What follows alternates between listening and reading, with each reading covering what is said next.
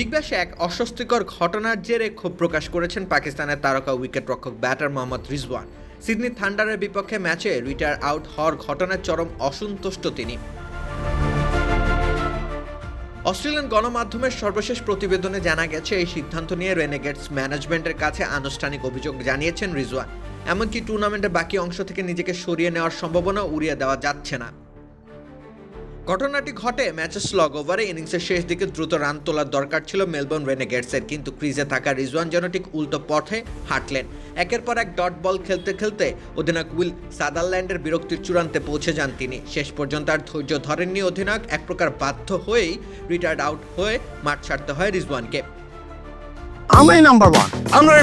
Number one হচ্ছে মেরিল petroleum jelly.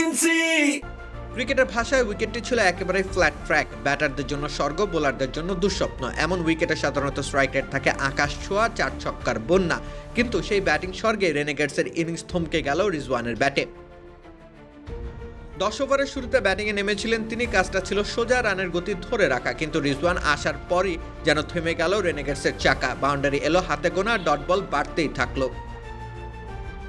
শেষ পর্যন্ত 23 বলে 26 রান করে সাজঘরে ফিরতে হয় রিজওয়ানকে। ইনিংসে ছিল 2টি 4 ও 1টি ছক্কা, তবুও স্ট্রাইক রেট দাঁড়ায় মাত্র 113 টি-20 স্লগ ওভারের জন্য, যা মোটেও গ্রহণযোগ্য নয়। এই মন্থর ব্যাটিংয়ে ক্ষুব্ধ হয়ে সাদারল্যান্ড তাকে তুলে নেন। অস্ট্রেলিয়ান মিডিয়ার দাবি, প্রকাশ্যে অপমানিত বোধ করছেন রিজওয়ান। রিটায়ার্ড আউটের সিদ্ধান্তে তিনি মোটেও সন্তুষ্ট নন এবং তা ম্যানেজমেন্টকে স্পষ্টভাবে জানিয়ে দিয়েছেন। পরিস্থিতি এমন পর্যায়ে পৌঁছেছে যে বিবিএল এর বাকি ম্যাচগুলোতে তাকে আর রেনেগেডসের জার্সিতে নাও দেখা যেতে পারে। এই ঘটনায় ইতোমধ্যে ক্রিকেট মহলে শুরু হয়েছে তুমুল আলোচনা। রিটায়ার্ড আউট কি কৌশল, নাকি একজন তারকা ব্যাটারকে অপমান করার নতুন পায়তারা? রাকিব হোসেন রুম্মান, খেলা 71।